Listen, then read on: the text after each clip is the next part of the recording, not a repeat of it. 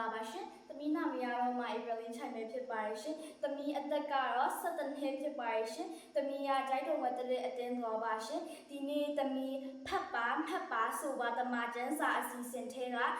ပြတဲ့ကျန်အခန်းကြီးနဲ့အငယ်ဆက်ခွန်အကအားဖြင့်ရှင်တိုင်သွားမှာပဲဖြစ်ပါရှင်။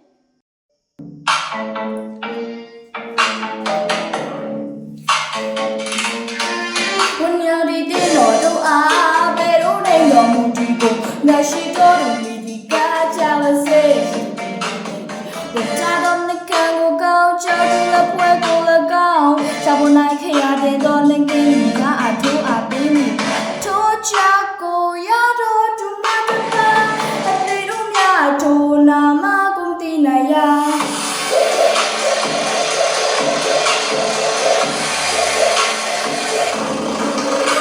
ဒီတင်းတော်တို့အားဘယ်တော့နေတော်မူဒီကိုငါရှိတော်ဒီ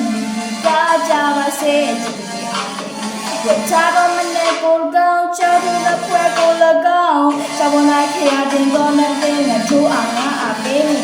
တို့ချုပ်ကိုရတော်သူမတတာအသေးတို့များထိုးလာမအောင်ပြနိုင်ရ